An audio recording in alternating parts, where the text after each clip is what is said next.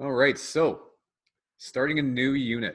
So this unit in general, what we're going to be going through is it's really a story. It's a story of the theory of the atom, like right, like how do we go from originally thinking in terms of alchemy and you guys probably seen this like on TV shows, right? How like there's earth, fire, air, and water are the four elements, right? Like this is like where we started.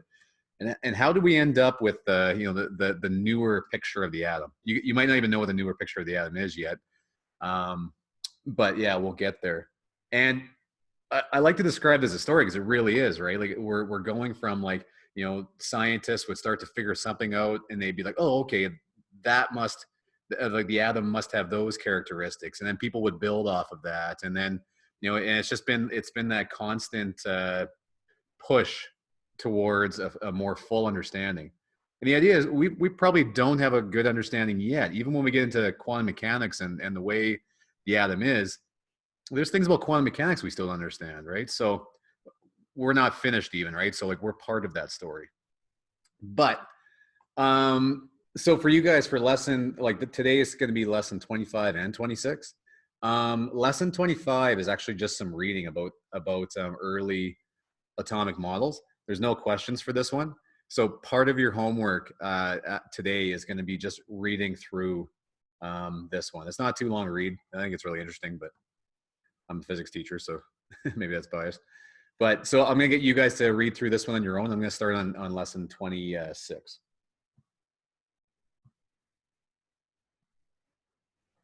All right, so cathode rays.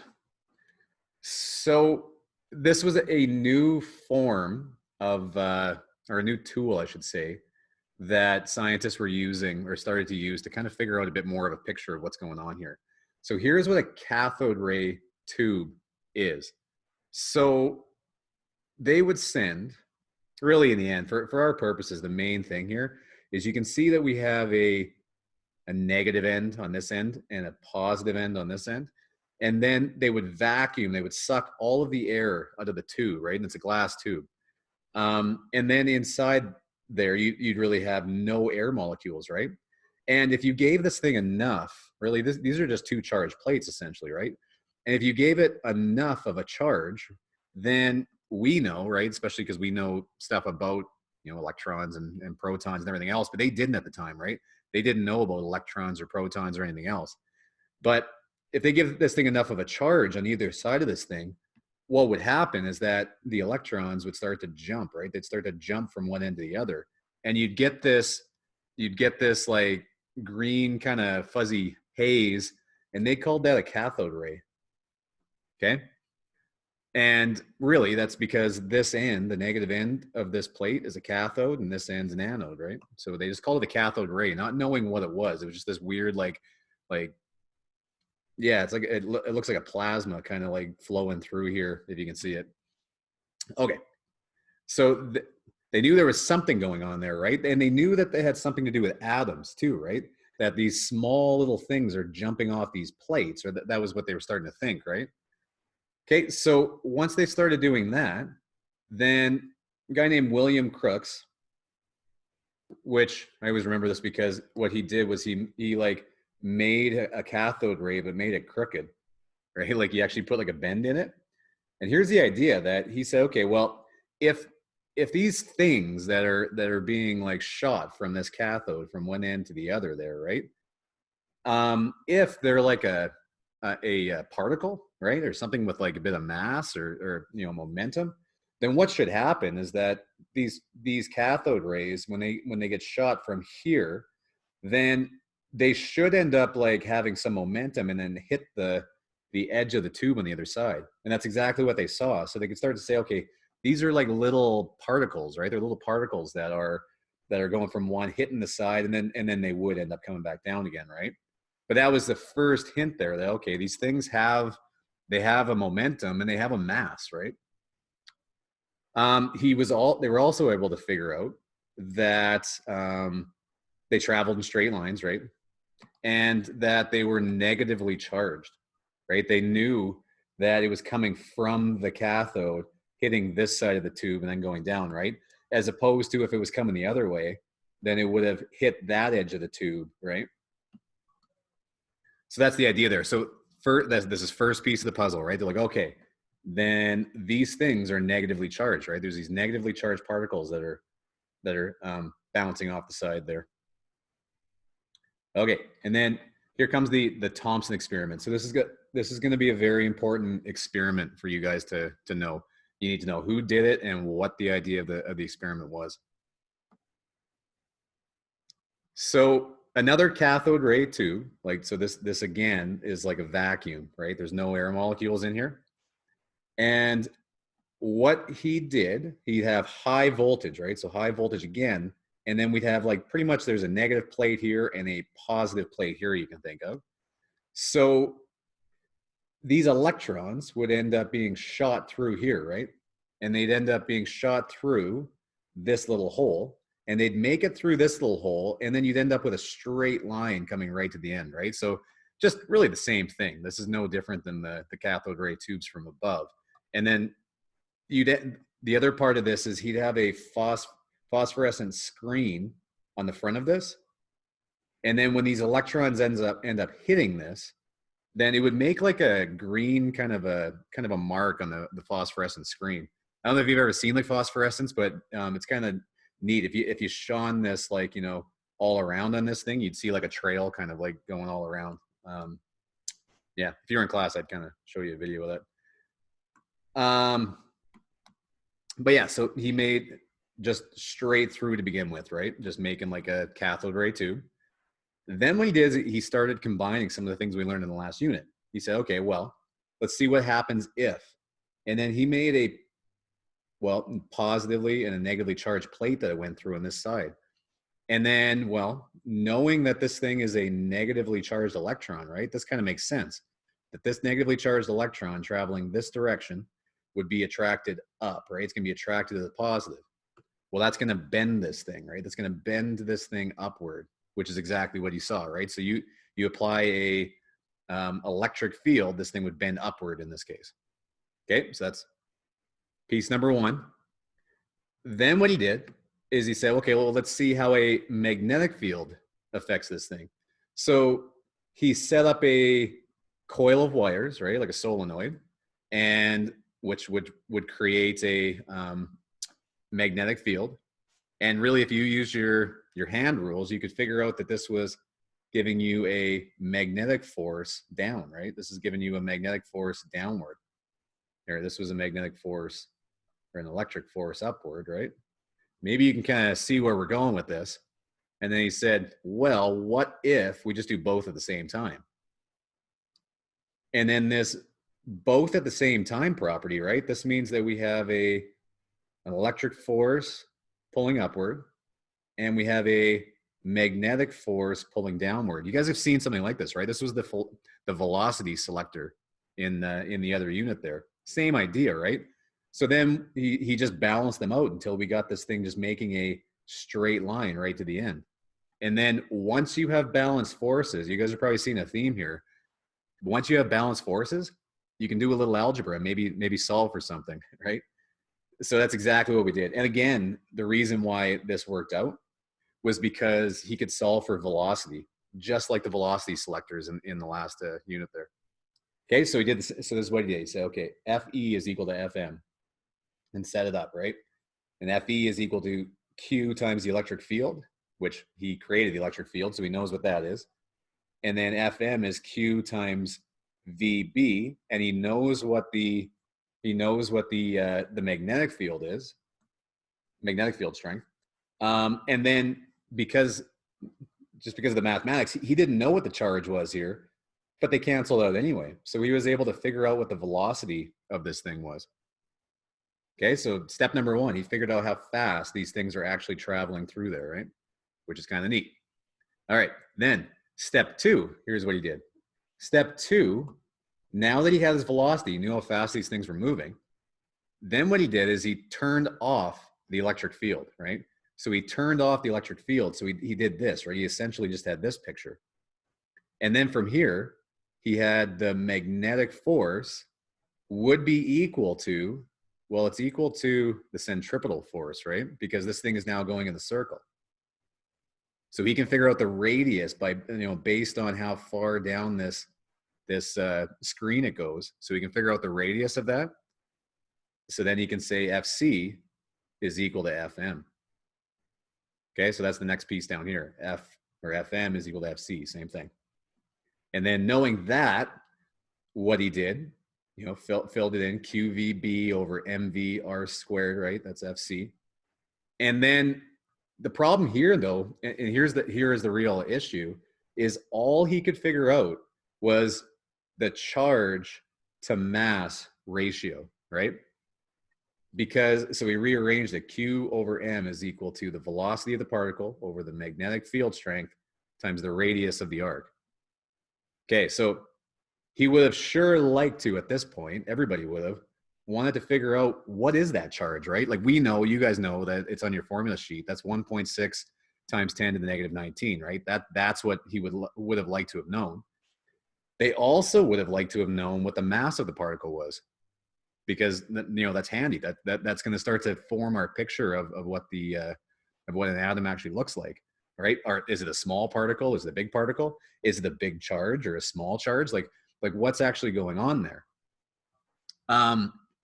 And just looking at that for a second, right?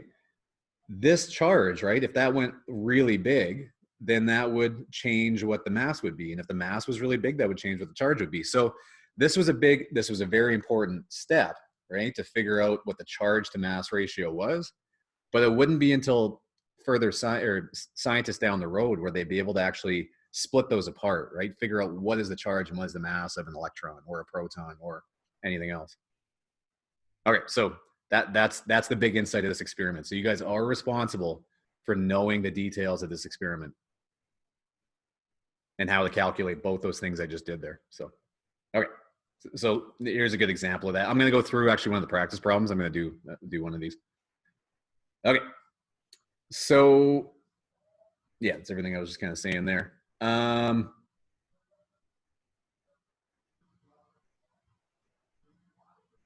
Yeah, this would be a good read for you guys too. So you can go through here too. It just kind of talks a bit more about the idea there.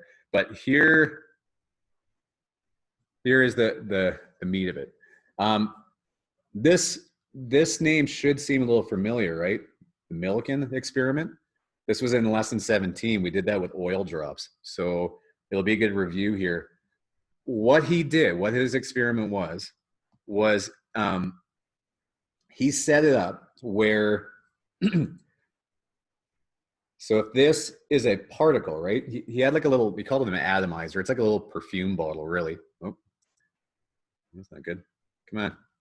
Anyway, he set up like a little perfume bottle of particles, right? So he'd spray them, and these little particles would float around. It was actually in like an oil, right? Like it wouldn't just be in air. It'd be in oil so that you could actually see it go up and down a little easier.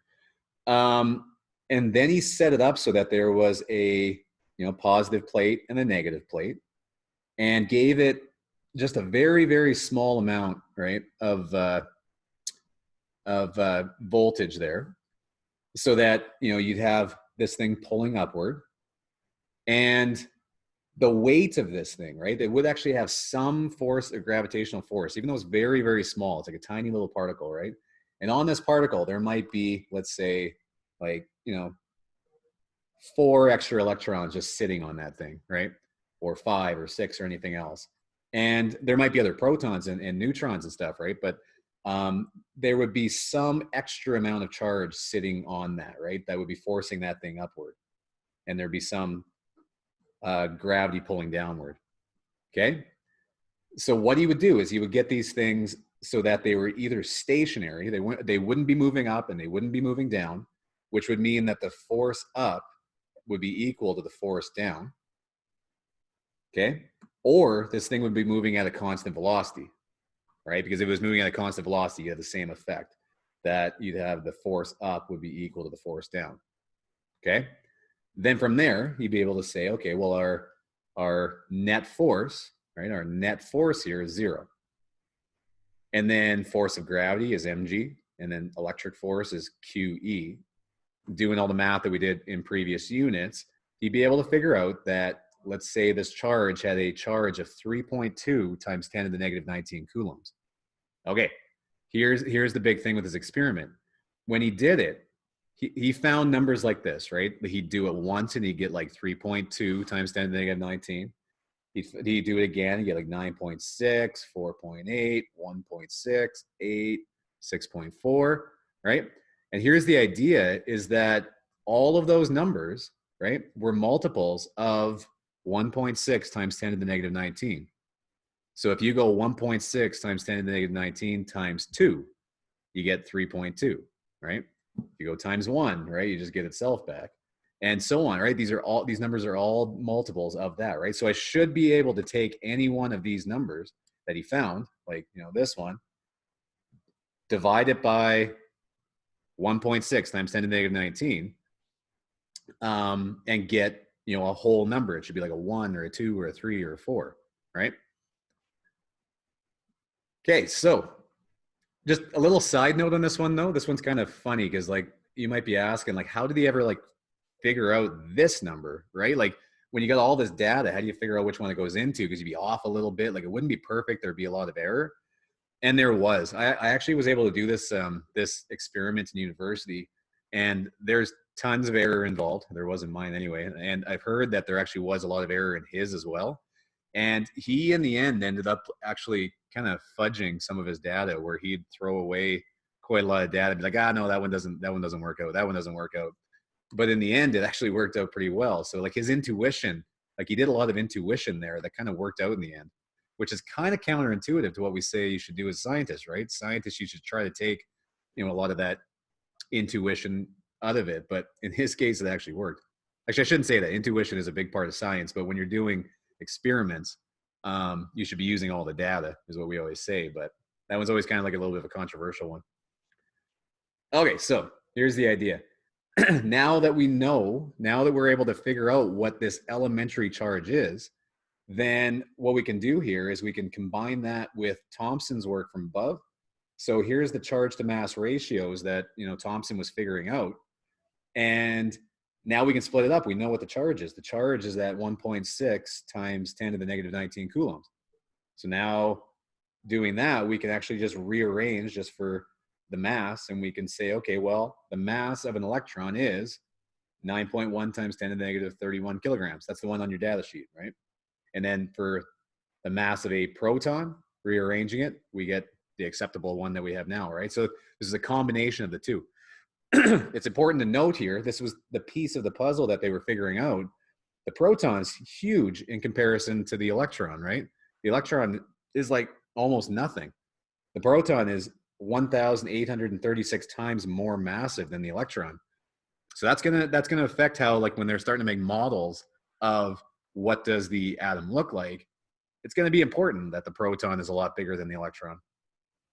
Okay, so that being said, let's do a Thomson experiment, style 1. Okay, so it says, in experiments similar to Thomson's cathode ray, particles were observed to move through a radius of curvature of that. When the magnetic field of 1.0 times 10 to the negative 3 Teslas acted alone. However, the deflecting plates were properly adjusted. The rays were observed to travel straight through. If the plates were 1 centimeter apart and the potential difference across them was 200 volts, calculate the charge to mass ratio. All right. Let's write down what we have, right? Well, there's a ton of stuff there. So let's just figure it. So that first number, this one, radius of curvature, so I'm going to call that R. So that's 0.114 meters. We've got a magnetic field of that one. So I'll say B is equal to 1.01 times 10 to the negative 3 Teslas. We've got the plates were 1 centimeter apart. So the plate distance on your formula sheet, that's D. I'll write that in meters. So 0.01 meters. And the potential difference, so voltage, is equal to 200 volts. And now it wants the charge to mass ratio. All right, so If you guys remember from above, step number 1 was figuring out what the velocity was. And the way that they did that was when Fm was equal to Fe, right? That's when he set those two forces equal to each other, so it traveled straight through. Okay, so when does that happen? Okay, so Q or Fm is equal to Q and then velocity times B. Make sure you don't mix up velocity with voltage because they're both V. Try to write this one smaller. Okay, and that's equal to, and then it's the electric field strength times the charge.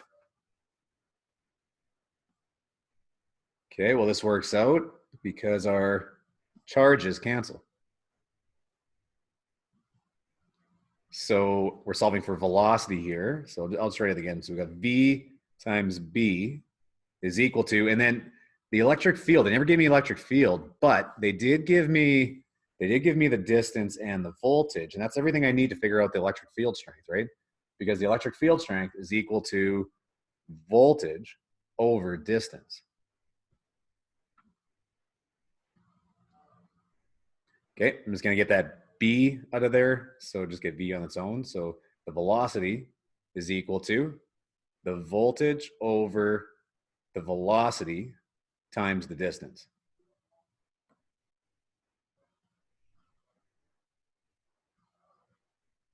Oh, sorry. Tell me when I'm being silly, guys.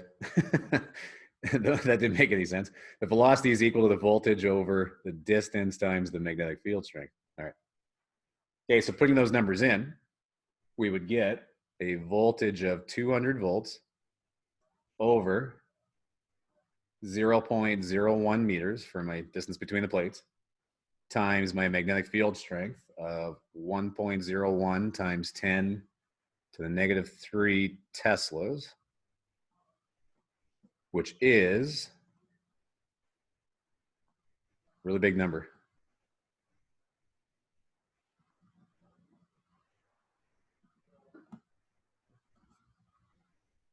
So that many meters per second.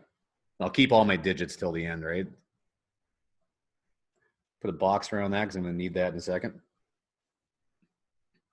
All right, step 2. So step 2 was when he turns off the electric field, right? They told us backwards in the question, right? But it doesn't really matter what order you do it in. One way, we only have, like, we've got the magnetic field and the electric field balanced. And in the other situation, we're going to have the magnetic field is the only thing causing this thing to go into an arc. So it's going to be Fm is equal to Fc, right? The centripetal force. All right, so Fm, again, is Q V B. The V there is velocity. Is equal to, and then the centripetal force is mv squared over r.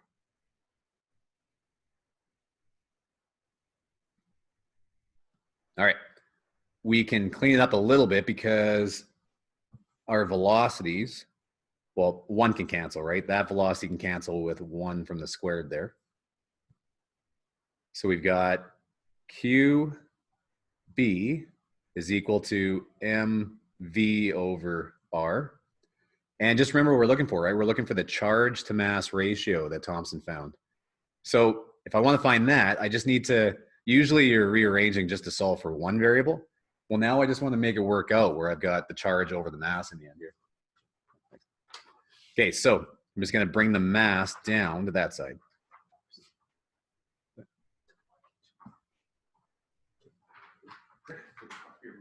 All right, so we got charge over mass is equal to, and then it's the velocity over magnetic field strength times r. So Q over M is equal to, and then just we can throw all our numbers in there, right? So number from the last one that we found for velocity, that's that big number.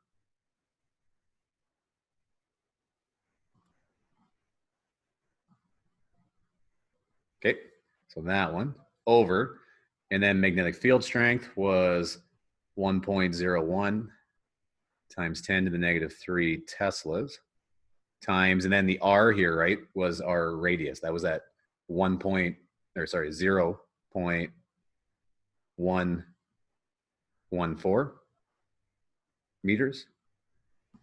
Okay, and if you throw it all into your calculator, being careful, then you'd end up with 1.72 times 10 to the 11.